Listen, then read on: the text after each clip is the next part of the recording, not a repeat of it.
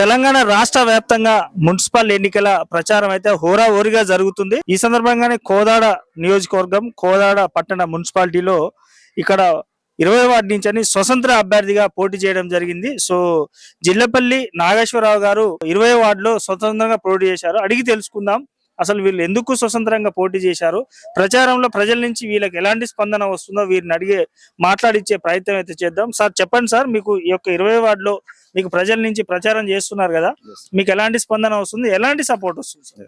ముందుగా మీడియా మిత్రులకు మరియు నా 20 వార్డు జన ప్రజానీకానికి శుభాభివందనాలు, శుభాకాంక్షలు తెలుపుకుంటూ నమస్కారం తెలియజేసుకుంటాను.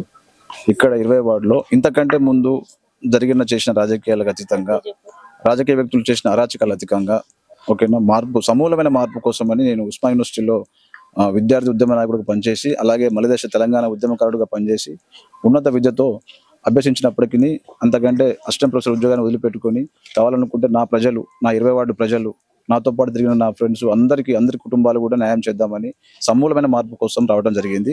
ఇక్కడ నా ప్రజానేకం అందరూ కూడా నన్ను దీవించి ముందుకు నడిపిస్తున్నారు. వాళ్ళ సపోర్ట్తో నేను ముందుకు వెళ్తున్నాను. 100% ఇక్కడ గెలుస్తాను, నాకు నమ్మకం ఉంది. ఇక్కడ ఇంతకంటే ముందు చేసిన రాజకీయ పార్టీలు అయితే అన్ని పార్టీలు కూడా ఎక్కడ కూడా ఎటువంటి మార్పు తెలియదు. కోదాడ పుట్టినప్పుడే పుట్టిన నా వార్డు కూడా ఇంతవరకు ఎటువంటి మార్పు లేదు. కోదాడకు దూరంగా పడిపోయినట్టుగా అనిపించింది నాకు. ఎందుకంటే మేము తిరిగిన 40 సంవత్సరాల క్రితం మేము తిరిగిన కోదాడలో కూడా ఇప్పుడు చూస్తున్న మొన్న పుట్టిన కాలనీలు కూడా చాలా అభివృద్ధి చెందాయి. ఇప్పుడు మీరు చూస్తున్నా కూడా, మీరు వచ్చినప్పుడు మీరు చూస్తున్నా కూడా ఆ రోడ్లు అస్తవ్యస్తంగా, ఆ మురికి కాలువలు తీయకుండా, కాలువలు, రోడ్లు, లైటింగ్ లేకుండా, సీసీ కెమెరాల మానిటరింగ్ లేకుండా ఒక ఊరికి దూరంగా పడేసినట్టుగా, ఏదన్నా ఎమర్జెన్సీ సిచ్యువేషన్ వచ్చినప్పుడు అందుబాటులో హాస్పిటల్ లేని పరిస్థితుంది.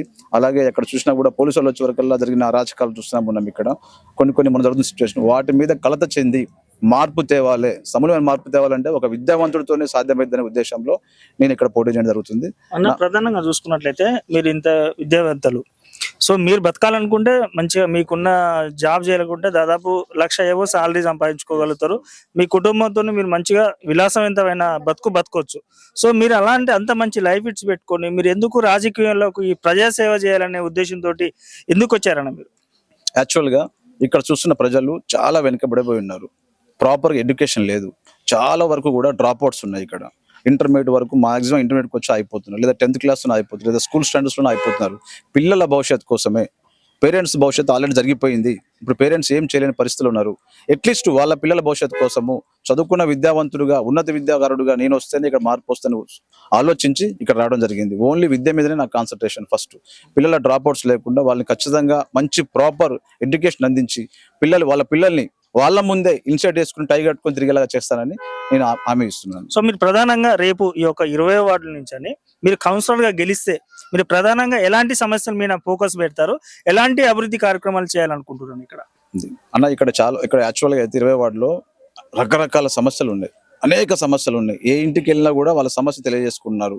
చాలా మందికి ప్రాపర్ గా ఎటువంటి సంక్షేమ పథకాలు అందట్లేదు. అట్ ద సేమ్ టైం సొంత లాభంతో పనిచేసుకున్న వాళ్ళు చాలా మంది ఇక్కడ ఉన్న రాజకీయ వ్యక్తులు, వాళ్ళు అంతకంటే ముందు పనిచేసినారు. వాళ్ళు కూడా ఎటువంటి డెవలప్మెంట్ చేయలేదు. డెవలప్మెంట్ చేయకపోగా చేసే వాళ్ళు కూడా అవకాశం ఇవ్వకుండా పరిస్థితులు. అందువల్లనే భాగంగా నేను ఇండిపెండెంట్ గా పోటీ చేస్తాను. ఒక రాజకీయ పార్టీతో టైప్ అయితే వాళ్ళకి సంబంధించిన నియమ నిబంధనలతో పనిచేయాల్సి వస్తుంది. నాకు అది ఇష్టం లేదు. నా స్వచ్ఛందంగా నేను నడిపించుకోవాలనుకుంటున్న నా ప్రజల యొక్క సపోర్ట్ నాకు ఉంది. వాళ్ళ మార్పు కోసం, వాళ్ళ పిల్లల భవిష్యత్తు కోసం నేను ముందుకు రావడం జరిగింది. సో ప్రధానంగా రాజకీయం అంటే ముఖ్యంగా చెప్పాలనుకుంటే ఒక మాటలో చెప్పాలంటే డబ్బు ప్రధానంగా చూసుకుంటారు. సరే మనం ఎంత చదువుకున్నా, మనం ఎంత టాలెంట్ ఉన్నా, మనం ఎంత మంచి చేద్దామని వస్తున్నా కూడా ఒక్కొక్కసారి అంటే ప్రధానంగా పార్టీలు డబ్బు మూటలతో వచ్చి ప్రజల మైండ్ని డైవర్ట్ చేసే ఛాన్స్ ఉంటుందన్న. సో మరి అలాంటి డైవర్ట్ పాలిటిక్స్ నుంచి మీరు ఈ ప్రజలతోని ఇక్కడ మీరు గెలుస్తారని నమ్మకం ఉందా? 100% నాకు నమ్మకం ఉంది. ఇక్కడ ప్రజానేకము చాలా చైతన్యవంతమైన ప్రజానేకం. ఎందుకంటే ఇక్కడ ఎవరు కూడా ఓటు అమ్ముకొని ఓటు నష్టపరించుకునే వాళ్ళు మాత్రం కాదు. వారికి అవగాహన ఉంది, ఓటు పట్ల వారికి అవగాహన ఉంది.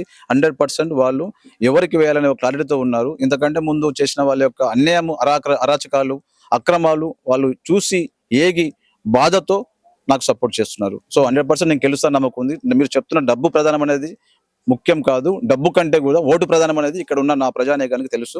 సో ఓటు ద్వారా వాళ్ళకి సమాధానం చెప్తూ నాకు సపోర్ట్ చేస్తారని నాకు నమ్మకం ఉంది. లాస్ట్ అండ్ ఫైనల్ గా మీ యొక్క 20 వార్డు ప్రజలకు మీరు ఏం చెప్పదలుచు? 20 వార్డు ప్రజలకు నేను చెప్పదలుచుకుంది ఒకటే మాట. అమ్మలారా, అన్నలారా, ప్రజలారా, ఒక్కసారి ఆలోచించండి. రేపు జరగబోయే మున్సిపల్ ఎలక్షన్స్ లో ఇండిపెండెంట్ అభ్యర్థిగా పోటీ చేస్తున్నటువంటి నేను డాక్టర్ జిల్లపల్లి నాగేశ్వరరావు, ఉస్మానియా యూనివర్సిటీ ప్రొఫెసర్ను. ఒక్కసారి ఆలోచించి మీ అమూల్యమైన ఓటు ఏసీ గుర్తుపై మీ అమూల్యమైన ఓటు వేసి అత్యధిక మెజారిటీ నాకు గెలిపించండి. నేను గెలిచినాక మాట తప్పే రకాన్ని కాదు. మొదటిసారి మీ ముందుకు వస్తున్నాను.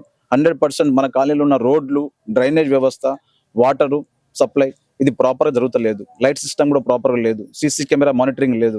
ఇవన్నీ కూడా పిల్లల భవిష్యత్తు ప్రాపర్గా లేదు. ఎడ్యుకేషన్ సిస్టమ్ ప్రాపర్గా లేదు. వీటన్నిటి మీద సమస్యలతో నేను చలించే ఇక్కడ పోటీ చేస్తున్నాను. అమ్మలారా ఒక్కసారి ఆలోచించండి. 100% మీ యొక్క అమూల్యమైన ఓటు ఏసీ గుర్తుపై ఇచ్చి నన్ను అత్యధిక మెజారిటీ గెలిపించండి.